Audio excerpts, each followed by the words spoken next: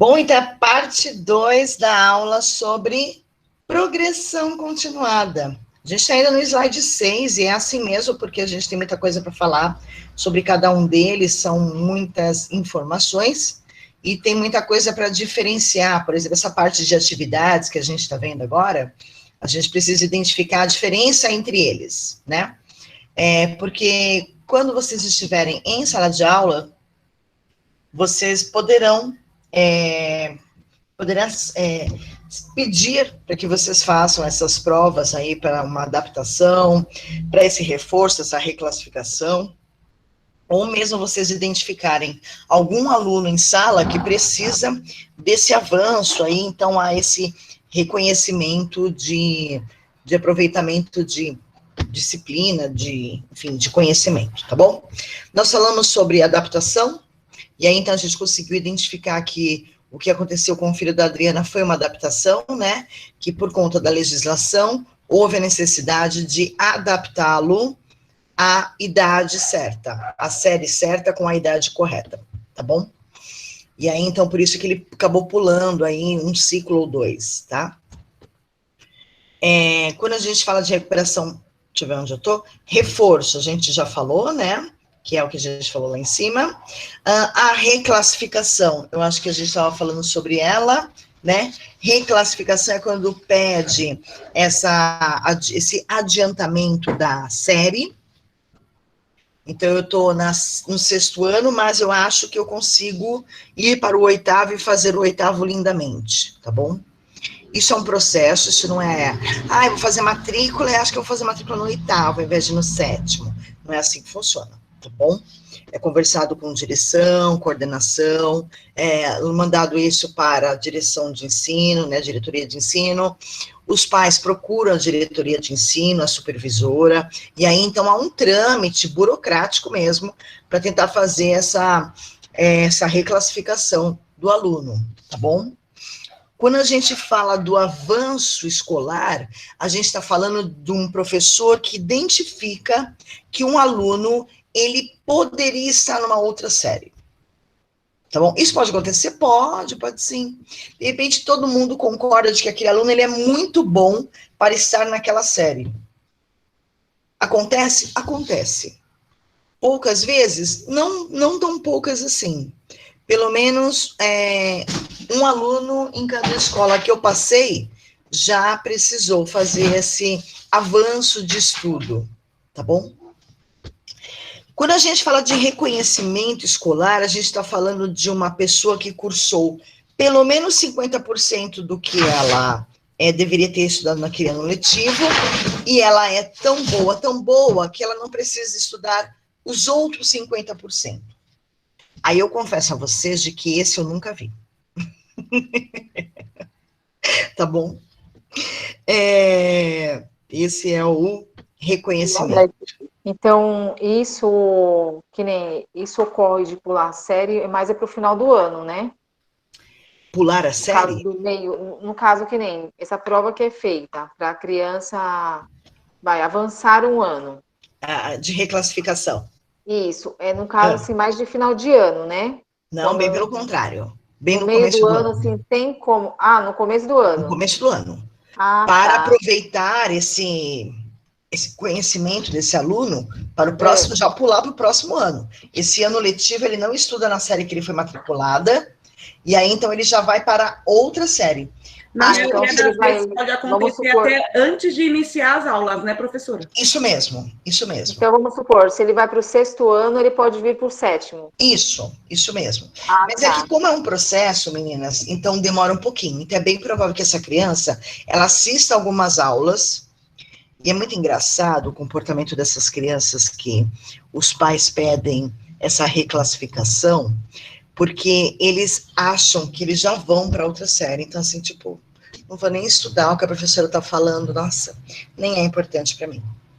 É muito engraçado o comportamento snob desse aluno para com os outros alunos. Por exemplo, vamos formar grupo. Eu não vou estar aqui daqui a pouco, eu vou para outra sala. Entendeu? Mas, Por exemplo, se fecha o bimestre e essa criança ainda está nessa série, que ela foi matriculada e não foi adiantada ainda, porque o processo não aconteceu, ela vai perder esse primeiro bimestre em relação à nota? Não, ela utiliza a nota desse primeiro bimestre dessa série anterior. Ela pode ir para o 7º, ela está no 6º, cursando, esperando ir para o 7º, tá? E aí, então, esse primeiro bimestre que ela cursou no 6º ano, é aproveitado esse conhecimento, essa nota, para o 7º ano, quando ela for para o 7º ano, que aí vai haver a reclassificação, se houver reclassificação.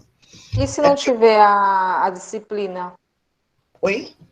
E se não tiver, no caso, a mesma disciplina? É difícil não ter, né, Adri? Só se for do 9º para o primeiro médio, né?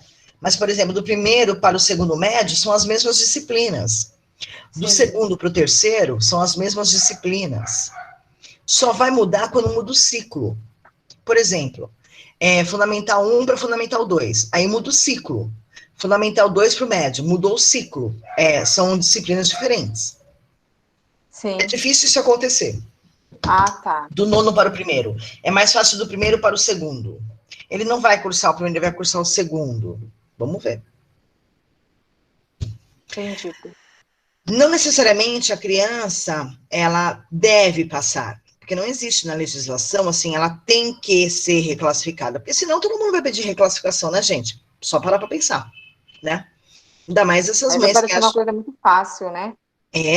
Então assim, a gente precisa provar por A mais B de que essa criança, ela tem capacidade intelectual de ir para a série avançada, tá bom? Não é comportamental, não é financeira, nada disso, é intelectual mesmo, tá? Então, por isso que é pedido sempre a língua portuguesa e matemática, tá? Porque são os conhecimentos básicos, né? Tá bom? Então, a gente tem o de avanço, de reconhecimento, de aproveitamento. Aproveitamento a gente encontra até em faculdade. Por exemplo, se vocês forem fazer o curso de... Deixa eu pensar aqui. De letras, ok? Vamos fazer letras depois de pedagogia, ok? Haverá aproveitamento de estudo. De que forma? Por exemplo, em letras, a gente tem 2 semestres de didática. Você vai abater a didática. Certo? Vai ter lá, de repente, tô chutando, tá? Não que seja necessariamente. Você tem Qual disciplina que você tem aí? Filosofia. Lá também vai ter filosofia, você vai abater. Você vai aproveitar o conhecimento que você teve na outra faculdade, que você é formada, nessa nova faculdade. Tá bom? Isso é aproveitamento de estudo. Isso acontece em ensinos técnicos, por exemplo, tá bom? Quando eu saio de um técnico, eu vou para outro. Né? Agora, em relação a escolas comuns, regulares, não tem esse aproveitamento, mas ele faz parte do regime de progressão continuada das escolas do estado de São Paulo em si. Então, eu preciso colocar aqui, tá bom? Aceleração de estudos, então a gente tem aí, na verdade, ele é mais ou menos uma reclassificação, mas ele também é reconhecido pelo professor. A aceleração de estudo pode ser que ele não precise fazer, por exemplo, um bimestre, porque aquele bimestre inteiro ele já sabe tudo. Nunca vi, tá bom? 2 coisas que eu nunca vi: avanço e aceleração de estudo, tá? Pode ser porque tenham usado outro nome, pode ser porque não saibam sobre esse tipo de meios alternativos de adaptação, tá bom? Da progressão continuada. Tudo bem? Entenderam, amores, cada um deles? Ô, Pro, quando a senhora citou agora o avanço, então, quando você disse que quando o aluno é tão bom, que ele só faz 50%, os outros 50% não, é o avanço ou é o reconhecimento? É o reconhecimento, 50% é reconhecimento. Certo, tá bom. É reconhecimento que eu nunca vi e aceleração. Ah, sim, perfeito. Porque o avanço, na verdade, quem vai avisar desse avanço é os professores, né? eles acabam visualizando, percebendo de que aquele aluno pode avançar de série. E aí então é comunicada a coordenação, e aí então é feito tipo um conselho, tá, gente? Não é assim, ai, gente, vamos colocar aquele menino na 8ª série, que ele tá na 7ª. Não é assim não, tá? Gente, o que vocês acham daquele aluno X? Nossa, ele é muito bom, ele vai muito bem. Nossa, eu acho que ele já deveria estar na 8ª série. Enfim, eu também acho. Tá com 10 em tudo, as provas são difíceis, né? As provas que ele faz, ele tem um vocabulário diferenciado. Enfim, alguma coisa diferente esse aluno tem que ter. E aí tem conversado com a coordenação conversa com direção conversa com a supervisão, que conversa com o diretor de ensino. Olha o rolê que dá para chegar até a mãe. Aí quando chegar a mãe pode aceitar ou não, tá bom, gente? Não é porque a escola acha que ele tem que ir para a 8ª série que a mãe também acha. Uhum. Assim como muitas mães pedem para reprovar o filho. Isso é normal acontecer. Porque acha que o filho merece cursar novamente aquela série, porque ele não aproveitou da forma como ela acha que deveria aproveitar, tá? Mas também é um outro processo. Tudo bem? Tipo processo mesmo. Professores, coordenação, direção, supervisão, diretor de ensino, tá bom? E aí volta até chegar na mãe novamente, tá? Bom, o que vai ser? Pode falar. E quando, no caso, assim, aquela criança já foi reprovada há vários anos, já está até, né? Vamos usar o termo, macaco velho naquela série. Aí eles entram num consenso para poder, praticamente, assim, não tem mais como, vamos aprovar ele, deixa ele passar de ano? Então, Dri, vamos pensar, assim, numa coisa bem real. Isso que você está falando é algo que acontecia quando você estudava, quando eu estudava, quando a gente estudava. Depois da progressão continuada, com todos esses métodos que existem, né, para o aluno melhorar seu desempenho e progredir continuamente a série, isso não acontece. Uhum. Cada não tem... Oi? Por causa dos ciclos. Por conta da progressão continuada. Por causa da progressão. Então, a gente tem aluno que reprova uma vez a série, mas 2 vezes não. Outra coisa. O reforço, né? Os estímulos que é dado durante o ano. Isso mesmo. Esses meios alternativos que também existem, né? Tem uma outra coisa. O aluno que é reprovado, ele dificilmente fica na mesma escola. Ele sai daquela escola, vai para outra. Ou outra particular, ou outra estadual, tá bom? Mas ele não fica naquela escola, é muito difícil isso acontecer. Acontece? Mas é difícil. Nossa, pior que é mesmo, Pro. Porque o filho do meu amigo, né, do meu vizinho aqui, ele estudava na escola Fereguete. Aí ele foi reprovado lá. O pai dele já tirou ele de lá. Conseguiu ser reprovado lá? Sim. Nossa. O meu vizinho até falou, não sei o que passa na cabeça dele, Gabriel, né? O nome dele é Gabriel, ele já deve ter o quê? Uns 11, 12 anos. Com esse falou, eu não sei o que passa na cabeça dele, se meu dinheiro é capim ou alguma coisa. Eu não queria nem ir, sabe, Pro? Mas é que a maneira como ele falou foi até engraçada. Imagino. Imagino, porque assim, vai se fazer o quê, né? Então, ele perdeu 1 ano de estudo, né, o menino? O menino, quantos anos? 11 anos. 11 anos, ele tá na 7ª série? 6º ano? 6º ano. 6º ano. Nossa. Meninas, assim, o bagulho é louco. O bagulho é louco. Mas tudo bem. Bom, outra forma que vai assegurar aí a progressão continuada. Para que essa progressão, esse conhecimento progrida, de que esse aluno, ele tenha o aprendizado, o entendimento, de forma progressa, de que ele vai crescer, vai melhorar. Entendem isso, gente? Ele está passando de ano, é isso que eu quero dizer, tá?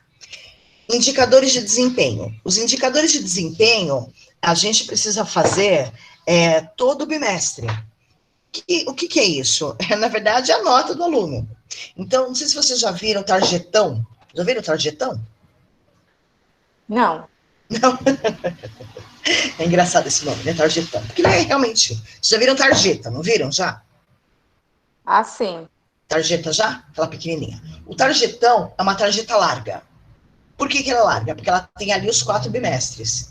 E aí soma os 4 bimestres, divide por 4, e eu tenho, então, uma média anual, certo? Ou uma nota global, enfim, tem escolas que dão N nomes aí, tá bom? Mas seria a média anual. Todo bimestre, a gente tem um indicador de desempenho. É só olhar a nota. Se o meu aluno no primeiro bimestre tirou 8, no segundo bimestre ele tirou 6, o que houve com ele? Uma progressão? Não. Não, Né? ele decaiu, né? Ele caiu, né? Então, assim, as notas dele caíram. Então, ele decaiu em relação à progressão continuada, né? Não houve um progresso, né? Se no terceiro bimestre ele tira 9, aí então ele teve o progresso. Então, a gente percebe o indicador de desempenho pela nota. Beleza? Fechou aí, né? Então, tá.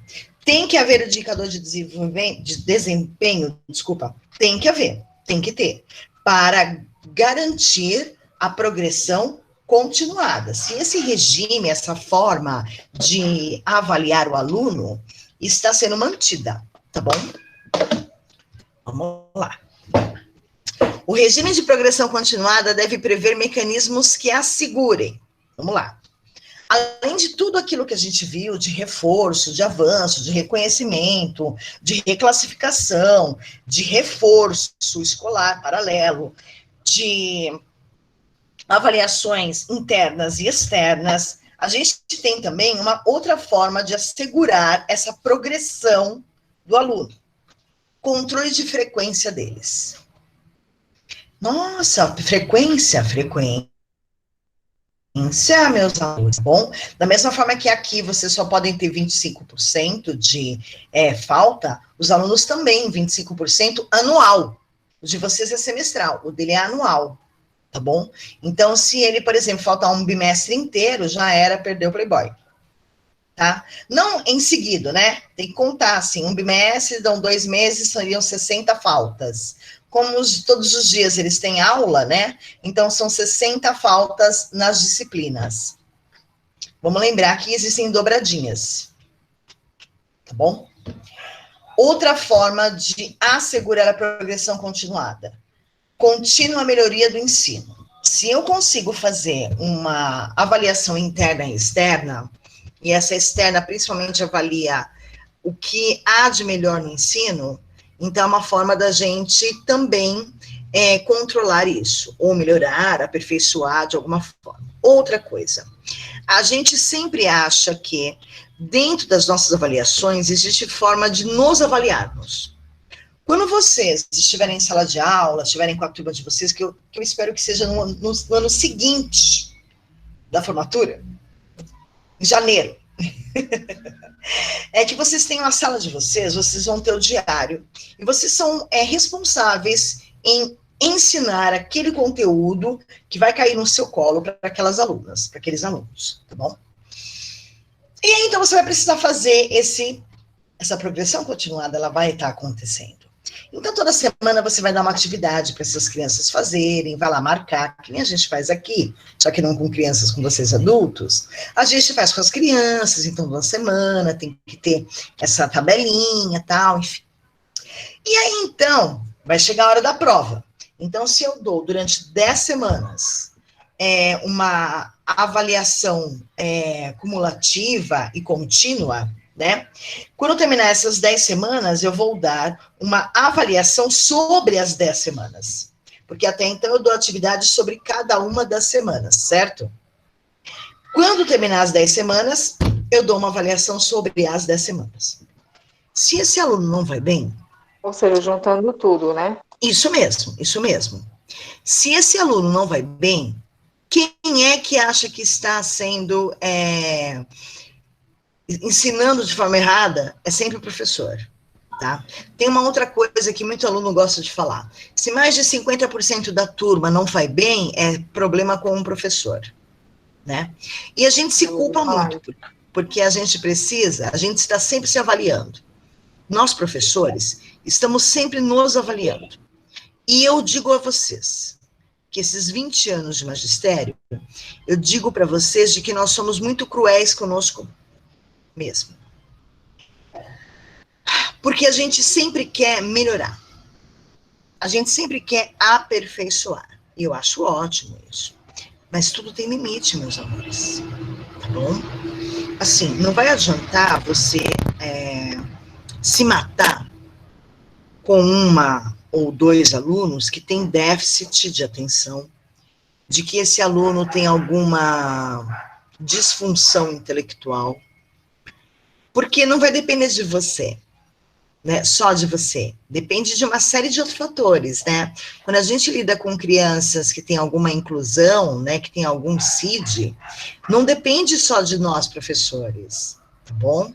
Então, a gente se culpa muito, a gente coloca uma cruz nas costas, assim, fica carregando, como se fosse culpa nossa da criança não ir bem, tá bom?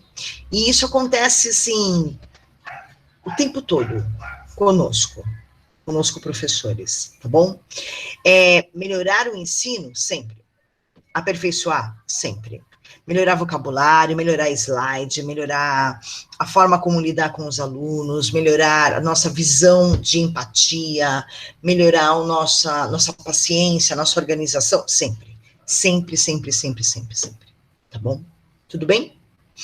Então, a progressão continuada, além de fazer essa inclusão social, fazer esse papel de que todo mundo vai estudar na mesma escola e ter o mesmo tipo de ensino, a mesma qualidade de ensino, independente se você tem dinheiro ou não, ela faz esse papel, né? E aí, juntamente com isso, a gente tem todos esses mecanismos de progresso de ensino, e a gente também precisa nos avaliarmos, tá bom? Sempre, tá? Cuidado, tá, Adriana? Você que gosta de se culpar por tudo, nem sempre a culpa é só sua, tá? Divida isso com os alunos, porque, assim, não adianta querer ensinar para quem não quer aprender. Se torna uma coisa complicada, né? É verdade, eu entendi. Entendeu, né? Porque, assim, se eu quero ensinar e você não quer aprender, sabe quando você vai aprender? Nunca. Por exemplo, exemplo besta, não tô falando de ninguém. Eu entro na sala aqui na faculdade, deixo só minha carinha lá, minha fotinho bonita, e ó, vou assistir novela, vou na padaria, vou na praça, e eu tô lá, ó, em imagem só. Eu tô ensinando para quem? Para ninguém. Porque só para uma fotinho, né? Então, de que adianta eu querer ensinar se quem tá ali na fotinho não tá querendo aprender? E isso é válido para desde pequenininho até o grandão. Tá bom? E isso vale na nossa vida pessoal também.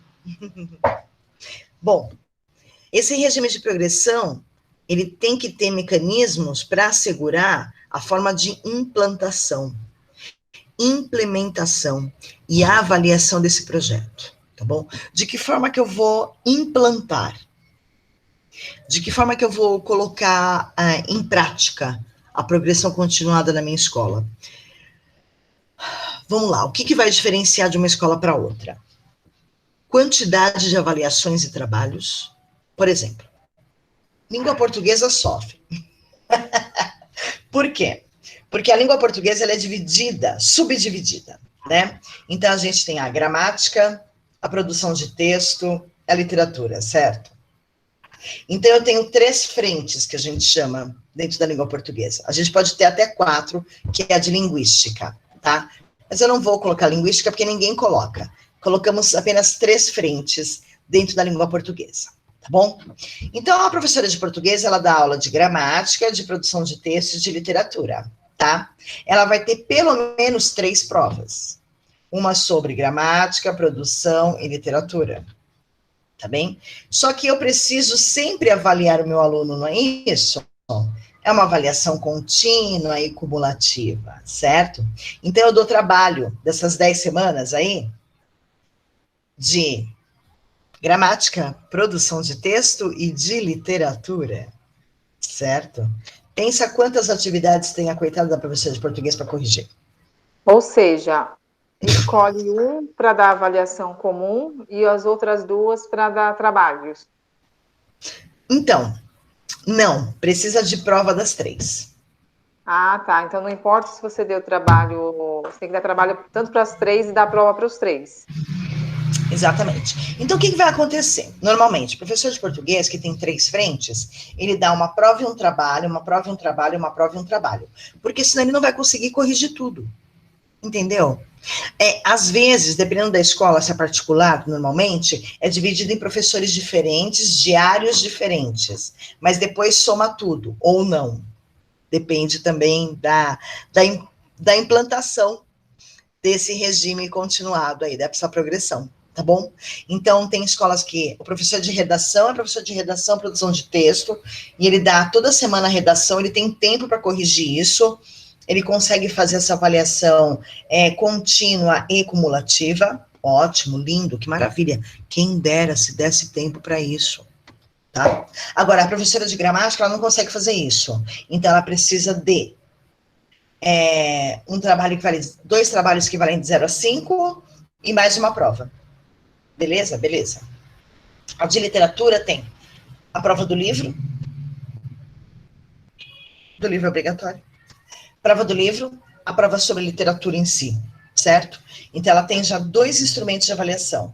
Ela pode um terceiro? Pode. Que pode ser aqueles cumulativos de toda semana. Beleza. Precisa de 3 instrumentos de cada um deles. São 9 instrumentos.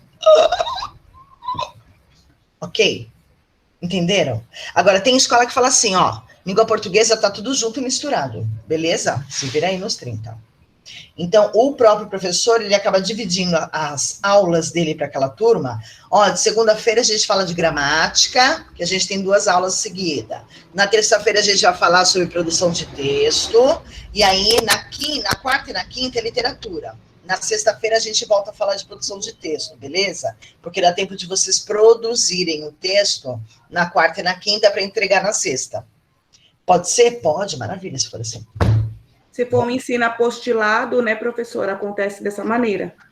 Acontece dessa maneira. Não sei como é que está no estado nesse momento. Nesse momento, tipo, antes da pandemia. Mas, se eu não me engano, pelo que eu lembro, do que eu pesquisei, eles trabalham hoje não com o livro didático, né? Eles têm uma apostila própria, né? Que é encaminhada do governo, da Secretaria da Educação. E aí, então, dentro dessa apostila não há essa divisão. Então, eu pego um texto, por exemplo, do Machado de Assis, e eu trabalho literatura, produção de texto e gramática dentro, com esse texto do Machado de Assis. Não existe o certo ou errado, tá bom? Desde que você ensine direito. O que vai estar certo ou errado é o seu ensino, o seu conhecimento. Por exemplo, eu posso dizer que progressão continuada sei lá, banana assada com caramelo. Sei lá. Só que não, progressão continuada tem nada a ver com banana. Eu estou ensinando errado, certo? É isso. Implantação, implementação é a forma como vai funcionar isso. Implementar não é fazer funcionar. Implantação é como vai funcionar. Implementação é fazer funcionar, fazer dar certo, né?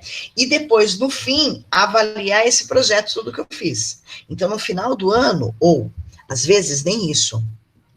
Lembrei de uma escola que eu ia dar aula, de que houve essa implantação, não da progressão continuada, mas implantação de um método novo de ensino, que era o objetivo, era uma apostila nova.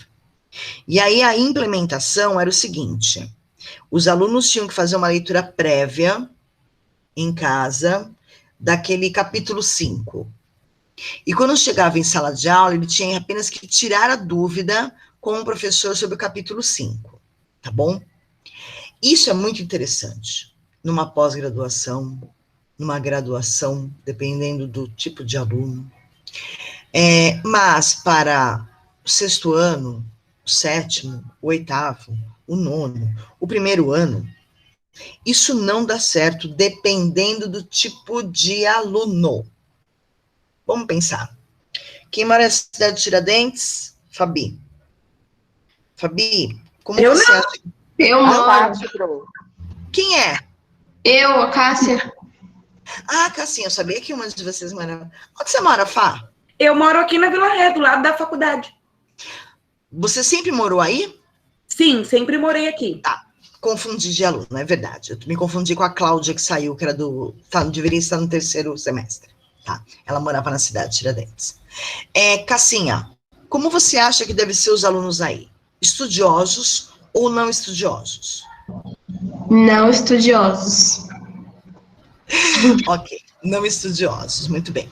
Você acha que esses alunos que não são estudiosos, eles leriam um texto na casa deles, anotariam as dúvidas para poder tirar na próxima aula? Alguns. A minoria. Ah, que maravilha, né? Muito bem, a minoria, eu diria que de repente um por sala. Sendo bem otimista. Sim, aham. Então, assim, vocês acham que esse projeto vai dar certo? Não. Porque se eu quero implantar esse projeto e a implementação dele não dá certo, que é o dia a dia, a minha avaliação dele vai ser negativa. Então, eu vou tirar esse projeto, certo?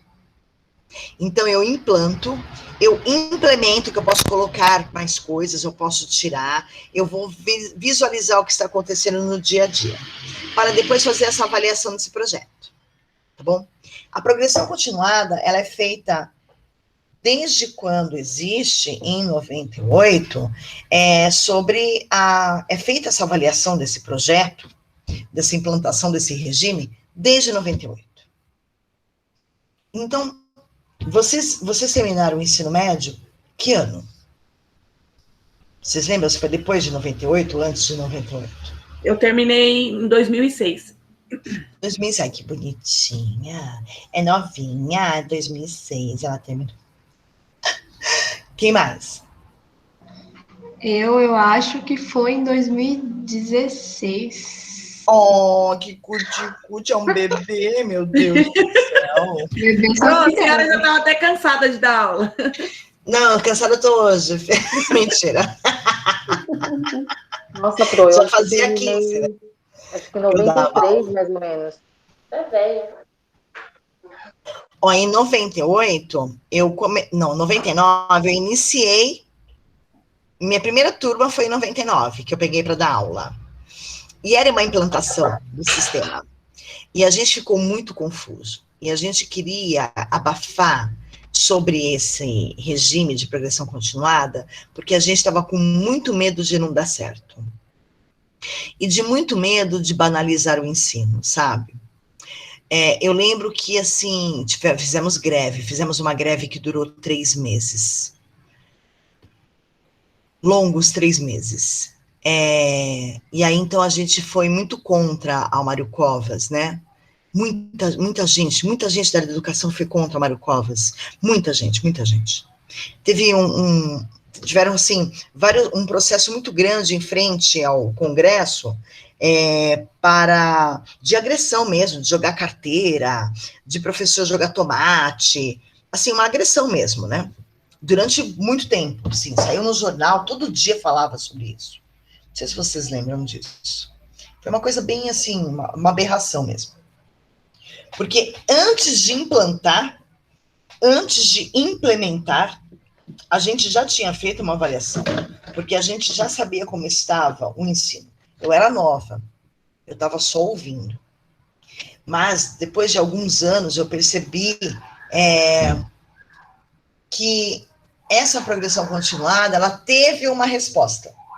Eu vi o fruto dessa progressão continuada. Assim como eu vejo hoje o fruto da progressão continuada, o filho da progressão continuada, né? A senhora fala a questão da evolução dos alunos, do estudo. Do aluno. Quem é o aluno hoje, né?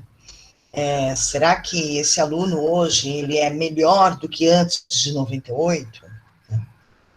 Enfim, quem se formou até 98 teve uma boa formação e depois de 98 não teve mais uma boa formação. E todas essas avaliações, nós, professores, fazemos todos os anos, e às vezes todos os bimestres, tá bom? por conta dessa facilidade que existe da avaliação. O aluno, ele precisa progredir continuamente. O regime prevê isso, essa progressão do aluno. E existem vários fatores que ajudam ele a progredir. A questão é que ele percebe que existe muita facilidade para progredir, então ele não faz nada. Entendeu? Então, esse aluno que não faz nada, ele vai progredir. Porque o regime faz ele progredir. O regime não é o ensino. Não é o que ele aprendeu. É o regime. Ô, professora. É a legislação.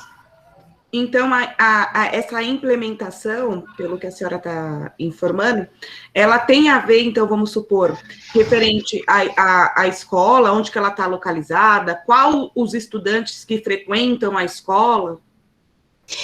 Ela está relacionada a isso. Eu vou dar um outro exemplo, mais simples. Por exemplo, em casa eu vou implantar um sistema de câmeras para monitorar os meus gatos. Eu estou implantando, eu estou colocando, estou acrescentando. Coloquei. Aí, então, eu vou ver que durante os dias, eu vou implementar, eu vou acrescentar, ou eu vou tirar uma câmera de uma posição que não estava boa. Vou colocar numa outra. E vou colocar aquela que gira 360 graus no meio da sala, porque assim eu consigo ter um ângulo de 360. E isso é implementação, porque eu estou tirando, acrescentando, arrumando, consertando, entendeu? Implantar é colocar. A partir de hoje, temos câmera em todas as casas, todos os cômodos, para ficar olhando os gatos, o que eles fazem. Então, implementar é mudar de lugar, implantar é colocar. Isso, implantar é colocar. Isso mesmo. Fechou. Então, a forma como colocaram esse regime de progressão continuada significa sobre os sistemas de avaliação, que com a implementação eu posso ter 3 provas, 2 provas, uma prova e um trabalho. Vai variar de uma escola para outra. Então, como que é a composição de nota dessa escola? Aqui a composição de nota é assim, ó, tem a P1, P2, soma, e aí, então, se der certo, tchau e benção. Se não der, você faz P3, não é isso? Sim. Pronto. Isso faz parte da implementação. No final do ano, a gente verifica se isso deu certo ou não. Entendeu?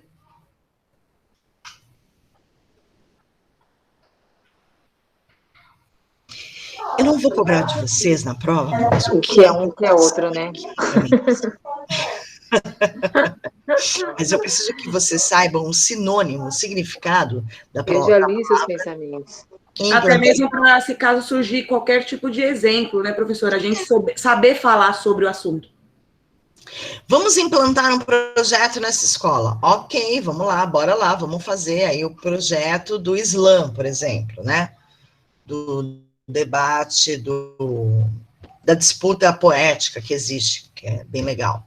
Vamos implantar. E aí, então, como que vai funcionar? Então, o primeiro ano vai falar sobre uma literatura engajada política, o segundo ano vai falar da poesia engajada ao feminismo, e o terceiro ano vai falar sobre a poesia engajada na inclusão social, tá bom? E aí, durante o ano letivo, a gente vai vendo quem vai melhorando, o que precisa aperfeiçoar, o que precisa melhorar, o que precisa tirar, e isso é implementação. A implantação foi feita do projeto de Islã. Tá bom? E aí depois vem a avaliação do projeto no final, sempre. Avaliação sempre no final, né? Por quê? Porque não tem como eu avaliar antes, a não ser que eu faça uma anamnese, para saber o que você entende por, né? Isso é legal fazer anamnese, vou abrir um parênteses aqui. Essa anamnese, Você sabe o que é anamnese, gente? Desculpa. Não. Não. Tá. Beleza, vamos lá. Anamnese é um termo em psicologia, por isso que eu perguntei se vocês sabiam, porque eu achei que a professora tivesse usado, mas não tem importância nenhuma. Anamnese seriam algumas perguntas que a gente faz para a pessoa que a gente está entrevistando, que pode ser para o aluno, pode ser para os pais dos alunos, pode ser para o diretor da escola, para a família, enfim, para quem a gente estiver entrevistando, conversando, sobre algumas coisas assim básicas da vida. Essa anamnese, ela pode ser direcionada para a educação, para a psicologia, enfim, para a área social. Então, se eu dou aula de português e eu entro numa turma, eu quero saber que nível que ela está. O que eu faço? Uma anamnese. Eu dou uma atividade para saber o que eles sabem sobre língua portuguesa, assim. Que pé eles estão? Para eu voltar, ou para eu dar continuidade, ou para eu acelerar. Tá bom? Ai, não, essa sala aqui, nossa, muita gente não sabe escrever a palavra, sei lá, injeção. Escreve a palavra injeção com G ou com 2 S, enfim. Então, eu preciso trabalhar ortografia com eles. E ortografia faz parte da série anterior. Então, eu vou voltar um pouquinho. Então, eu sei que nível, mais ou menos, esses alunos estão. Isso a gente faz quando a gente entra numa escola nova, principalmente no meio do ano. Por quê? Porque a gente não sabe o que foi dado, e de que forma foi dado, ensinado. Não que a gente é melhor que o professor que saiu, não é isso, tá bom, gente? É só porque a gente tem um outro olhar diferente do professor anterior, com certeza. Tá? O que é importante para você não é importante para outros pedagogos, porque é subjetivo, tá bom? Então, a gente precisa sempre olhar de forma um pouquinho mais racional para a situação em si, principalmente quando a gente fala de ensino, tá? Esse foi um parênteses aí que eu abri para vocês, porque eu acho importante falar. Não sei se vai ser dito, se foi dito, enfim, mas eu já falei. Tudo bem? Entenderam, amores? Sim, professora. Então, a anamnese Beleza. é um conteúdo? É como se fosse um conteúdo? São perguntas que a gente faz de forma direta para poder conhecer o intelectual, conhecer a vida social, conhecer a vida familiar. A gente pode Saber colocar... quem é aquela pessoa. Pro, posso colocar como perguntas avaliativas? Isso, pode. Tá. Ou como, eu ia falar como entrevista, mas não. Pode ser uma avaliação prévia. Sabe aquela avaliação primeira, assim? Prévia, que é a gente prevê, né? Como que vai ser? Uma avaliação prévia, pode ser? Que não. É anamnese. Deixa eu colocar para carregar meu notebook. Isso. Ana é mudo. É mudinho. Não sabe falar, não. Vou colocar aqui, escrever no chat, tá? Anamnese.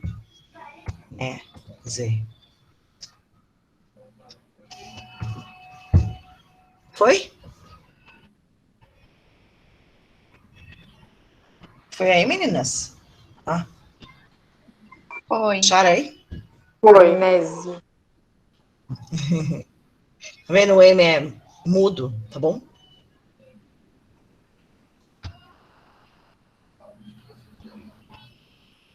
Vamos lá. Bom, a gente tem os dispositivos regimentais adequados. Qual é o regime que a escola vai usar? É que eu já falei sobre ele. O regime que a gente está falando por exemplo, o aluno faz 3 provas para compor a média do bimestre, e aí, então, ele vai fazer, depois da segunda prova, a paralela, e depois ele faz o reforço, e depois ele faz a paralela, tá? O regime aqui, na verdade, é assim, de que forma que a gente vai ajudar esse aluno? Tá, esses dispositivos regimentais adequados, é assim, como que a gente vai ajudar esse aluno? Que horas que a gente vai introduzir esse reforço e essa recuperação paralela? Tá bom? É isso. Nós vamos ter as duas formas de ajudar esse aluno, vou colocar assim. A gente vai ter esses 2 tipos de avaliações, a gente vai ter o reforço e a gente vai ter a recuperação paralela. Em que momento a gente vai ter isso? Cada escola tem um regimento diferente, tá bom? E isso é passado logo no começo do ano, dentro daquelas reuniões que a gente faz de 2 semanas antes que a gente inicia, né, o ano letivo. O ano letivo não, o ano do professor. Ele sempre inicia 2 semanas antes da volta às aulas, para dar tempo de elaborar a aula, Aquela reunião pedagógica, né? planejamento, e ter essa reunião pedagógica, que aí, então, é inserido esse regimento da escola, tá bom? Regimento escolar. Que são as regras da escola, tá bom? Se o professor, por exemplo, ele pode ou não vir de salto, se tem que usar o avental de bolinha ou de xadrezinho, se está liberado o professor usar celular em sala de aula ou não, se os alunos vão usar celular ou não, sabe assim? Regras, tá bom? Regras. Regimento são regras. Bom, o que mais que o regime de progressão continuada assegura? A articulação com as famílias no acompanhamento do aluno ao longo do processo, fornecendo informações sistemáticas sobre frequência e aproveitamento escolar. Como que eu faço essa articulação com a família? Reuniões. Ou eu marco horário com as famílias. Por exemplo, toda segunda-feira, coordenação, não tem nada de professor aqui não, tá bom? Coordenação, ninguém tá falando de professor. A coordenação, coordenadora pedagógica, fala com os pais dos alunos da 5ª série. Na terça-feira, com os da 6ª. Na quarta-feira, com os da 7ª. Tá bom? E por aí vai. Ela vai falar com as famílias. É separado por Sempre, dia com e horário, todas né? as famílias? Não, né, gente? Que a coordenação tem mais o que fazer, né? Então, assim, ela vai falar com as famílias que precisam ser... precisa dar informações sobre o filho. Eu vou dar informação de que o filho está ótimo? Vou. Mas eu não preciso marcar um horário com essa família para isso, né? A gente não vai se preocupar com o aluno que está indo bem, né? Quem é o que a gente tem que ter um olhar mais atento? Com aquele aluno que tem dificuldade, com aquele aluno que vai mal, com aquele aluno que não conversa, com aquele aluno que é antissocial, de que é agressivo, de que é violento, com aquele aluno que causa bullying, com aquele aluno que não faz atividade, não faz lição, não traz nada de casa, com aquele aluno que sempre vem sujo. Ok? Isso é importante? Muito. Pode-se Isso falar, né? Aquele aluno, assim, vamos falar a palavra assim, problemático.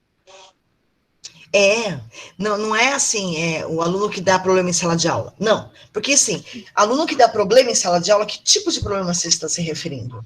Não, mas eu falo assim, problemático não somente assim em sala, assim no geral. Todos esses exemplos que a senhora falou definem um aluno desse tipo. A gente pode encontrar todos eles, e isso também é relevante. Isso é preocupante. Todos esses pontos que eu coloquei agora, eles são preocupantes, tá bom? Aluno agressivo, aluno violento, aluno que vem sempre sujo, tá bom? É claro que tudo depende da idade. Por exemplo, se o aluno está no primeiro ano, ele está com 14 anos, ele está em desenvolvimento todos os hormônios dele. Então, é bem provável que o aluno de primeiro ano, ele tenha um cheiro de suor maior. Só que ele precisa cuidar. Tá bom? É o cheirosinho, né? Normalmente é o apelidinho que se dá. Então, o cheiroso, quando chega na sala de aula, que também é um apelido de bullying, que ninguém pode dar um apelidinho desse para ele, tá bom?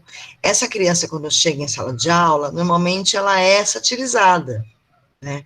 Então, quem satiriza precisa tomar uma bronca, e quem está sendo ridicularizado precisa conversar com muita atenção.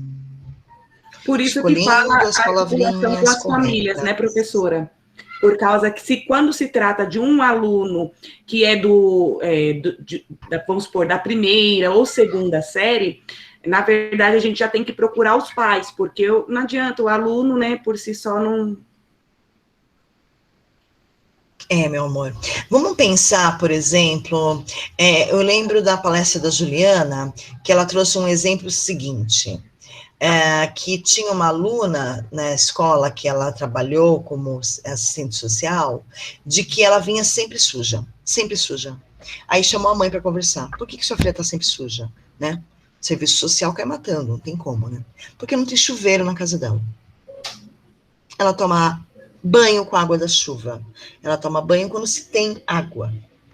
Então, essa criança, ela realmente vai ser suja. E aí eu te digo, o que fazer com essa criança? Com essa família que mora num barraco que não tem chuveiro, não tem energia elétrica? Falei. Tome. Então, a gente tem que ter o cuidado, por isso que é importante conhecer a família, para poder entender. E olha o que eu vou falar. Esse fone dói aqui. A criança é reflexo dos pais. Se eu conheço os pais, eu conheço a criança. Lembra que eu sempre disse para você que a criança, ela é um pendrive. Nós vamos colocando as informações nessa criança. Vamos colocando. Certo? E ela vai se tornar o quê? Mini mãe, mini pai. Muito parecido com a mãe, muito parecido com o pai. Em comportamento, em fala, em jeito, em personalidade, tá bom? Mas ela vai ter umas coisas ímpares, que é dela, só dela, né? Então, cuidado com o que vocês fazem com os filhos de vocês e cuidado com o rótulo que a gente coloca nas crianças. Por exemplo, o fedidinho, que eu acabei de falar, o cheiroso do primeiro ano do ensino médio, por exemplo, por que será que ele é daquele jeito? Pai não tem dinheiro para comprar um antitranspirante, pai não tem dinheiro para levar lá ao dermatologista, ou levou ao dermatologista, mas não tem dinheiro para poder bancar o antitranspirante que o dermatologista indicou, tá bom? É um problema hormonal, ele está tratando, ou não, ele se nega a tomar banho, ele tem depressão, tanta coisa pode ser, né, gente? Então é muito fácil a gente rotular.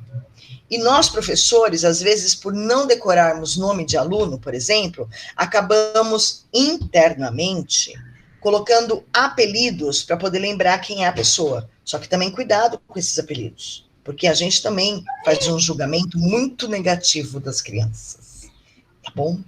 Então a gente tem que ter um cuidado, né? Para que julgar desse jeito? Faz é interessante fazer em sala de aula, com os pequenos também, aquela mapeamento da sala. Quem vai sentar onde? Porque aí é fácil você saber o nome, né? É só olhar, primeira carteira, terceira carteira, quinta carteira da segunda coluna, você já tem o nome lá, né? Ou colocar o nome sempre na roupa, uma etiqueta, para você decorar o nome, e não ficar colocando apelidinho ridículo. Isso é bullying, isso é antiético, tá bom? Mas acontece. Beleza? Deixa eu ver o que mais. E aí, então, tem a articulação com essa família, que pode ser uma conversa particular por um problema muito sério, ou apenas para dizer assim, nossa, filho é maravilhoso, adoraria que tivesse um igual a ele em cada sala. Do 8 ao 80, né? A gente vai ter isso? Vai, vamos. Vários. Eu ainda terei e vocês também terão. Né? Esses pais que têm filhos bons sempre vão à reunião. Os pais que os filhos nos dão trabalho, a gente precisa conversar com eles, somem das escolas, infelizmente. No estado e na prefeitura, a gente consegue entrar em contato com o conselho tutelar, o conselheiro, ir até a casa dessa criança. É uma maravilha isso, adoro. Mas no particular, não. Tá bom? No particular é diferente, tá bom? Ufa, falei bastante. Tem bastante coisa, né? Isso porque a gente falou sobre 7 slides só, tá? 7 slides e assim, não vou falar do próximo, porque o próximo tem bastante coisa. Ai, que legal.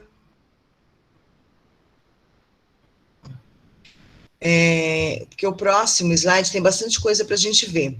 Eu prefiro parar a aula por aqui e a gente, então, seguir na próxima aula o restante dos slides. Tudo bem para vocês? Sim, professora.